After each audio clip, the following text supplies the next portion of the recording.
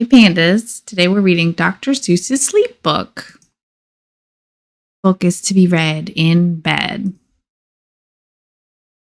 The news just came in from the county of Keck that a very small bug by the name of Van Vleck is yawning so wide you can look down his neck. This may not seem very important, I know, but it is, so I'm bothering telling you so. A yawn is quite catching, you see, like a cough. It takes just one yawn to start other yawns off. Now, the news has come in that some friends of Van Vleck's are yawning so wide you can look down their necks. At this moment, right now, under 7 more noses, great yawns are in blossom. They're blooming like roses. The yawn of that one little bug is still spreading. According to latest reports, it is heading across the wide fields, through the sleepy night air, across the whole country, toward every which where. People are gradually starting to say, I feel rather drowsy. I've had quite a day. Creatures are starting to think about rest. 2 bifferbaum birds are now building their nest. They do it each night, and quite often I wonder how they do this big job without making a blunder.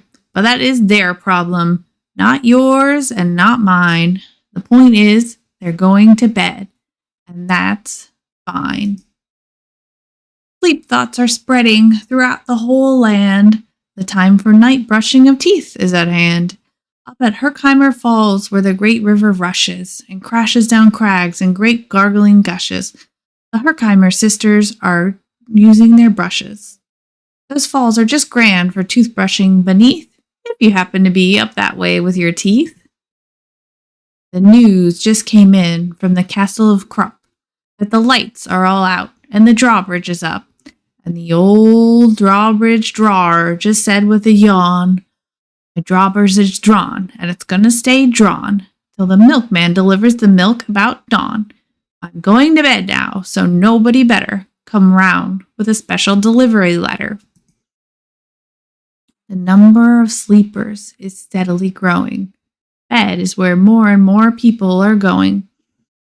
In Culpeper Springs, in the Stiltwalkers' Hall, Stiltwalkers' stilts are all stacked on the wall.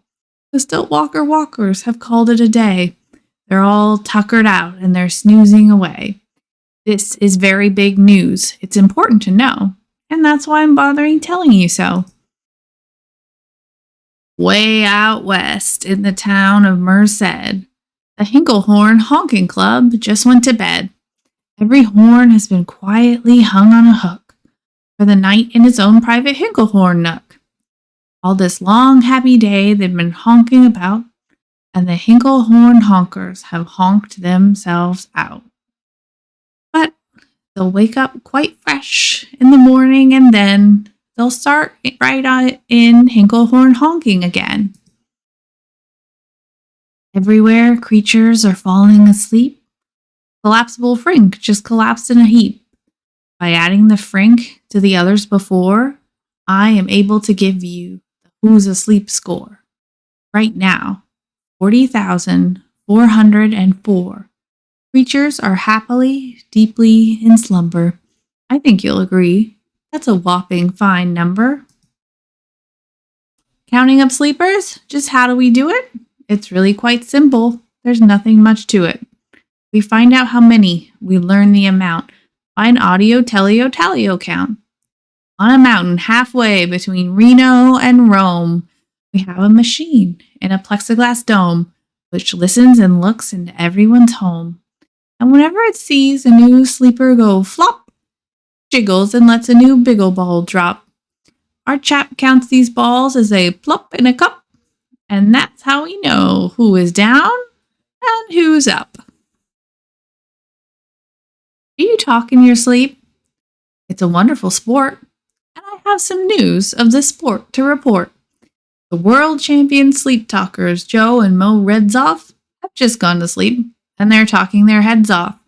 For 55 years now, each chattering brother has babbled and gabbled all night to the other. They've talked about laws, and they've talked about gauze. They've talked about paws, and they've talked about flaws. They've talked quite a lot about old Santa Claus. And the reason I'm telling you this is because you should take up the sport. It's just fine for the jaws. Do you walk in your sleep? I just had a report of some interesting news of this popular sport. Near Finnegan Finn, there's a sleepwalking group, which not only walks, it walks a la hoop. Every night they go miles. Why they walk to such length? They have to keep eating to keep up their strength. So, every so often, one puts down his hoop, stops hooping, and does some quick snooping for soup. That's why they are known as the Hoop Soup Snoop Group. Sleepwalking, too, are the curious Prantls, who sleepwalk on hills with assorted sized candles. Prantls walk nightly in slumbering peace, in spite of slight burns from the hot dripping grease. Prantls wear candles because they walk far, and if they wake up, want to see where they are. Now, the news has arrived from the Valley of Vale that a Chippendale mutt has just bitten its tail, which he does every night before shutting his eyes. Such nipping sounds silly, but really it's wise. He has no alarm clock, so this is the way. He makes sure that he'll wake up at the right time of day. His tail is so long, he won't feel any pain till the nip makes a trip and gets up to his brain. In exactly 8 hours, the Chippendale mutt will at last feel the bite, yell ouch, and wake up. A Mr. and Mrs. J. Carmichael Crocs have just gone to bed near the town of Fort Knox, and they, by the way, have the finest of clocks. I'm not at all sure that I quite understand just how the thing works without one extra hand, but I do know this clock does one very slick trick. It doesn't tick-tock. How it goes is tock-tick. So with ticks in its talker and talks in its ticker, it saves lots of time, and the sleepers sleep quicker.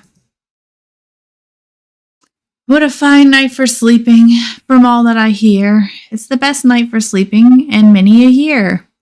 They're even asleep in this Y-back motel. And people don't usually sleep there too well.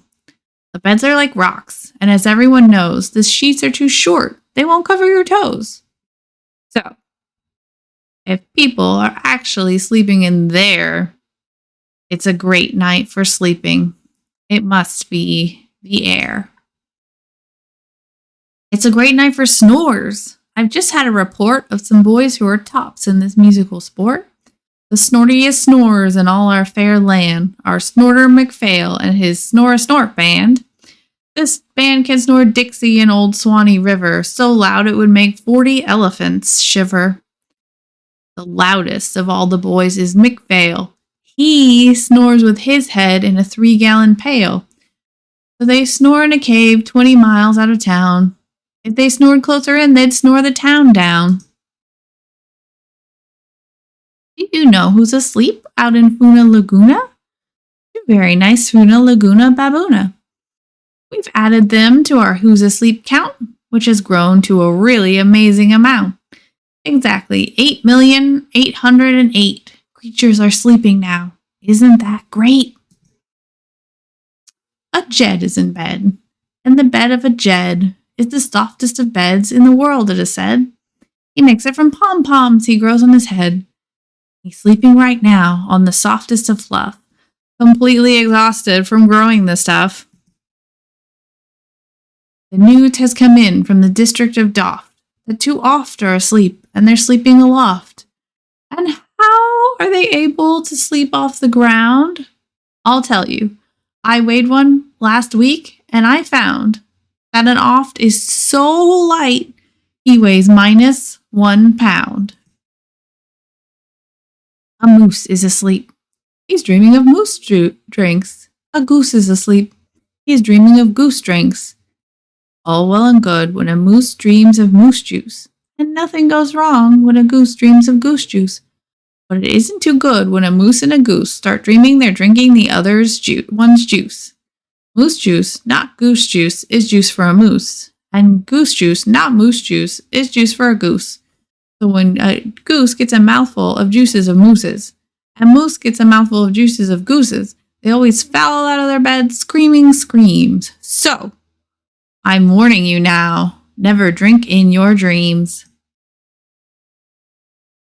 Speaking of dreaming, I think you should note that the Bumbletub Club is now dreaming afloat. Every night they go dreaming down Bumbletub Creek, except for one night every third or fourth week when they stop for repairs because their Bumbletubs leak. Tonight they're afloat, full of dreams, full of bliss, and that's why I'm bothering telling you this.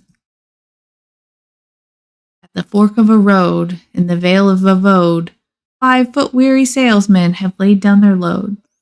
All day they've raced round in the heat at top speeds, unsuccessfully trying to sell Zizzerzu seeds, which nobody wants because nobody needs.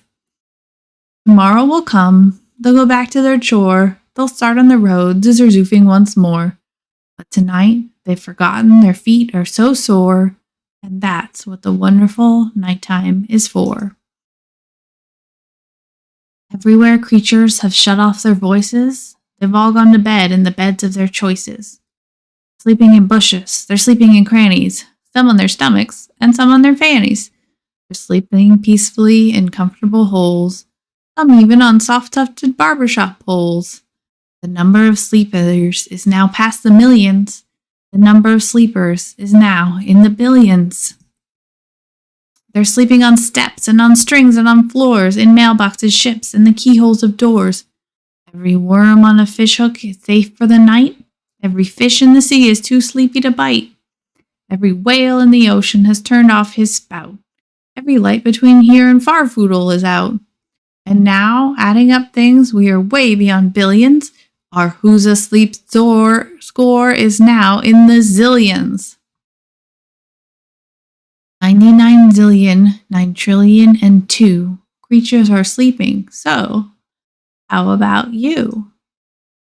You put out your light, the number will be 99 zillion, 9 trillion, and 3. Good night. The end. You like the story, pandas? Bye.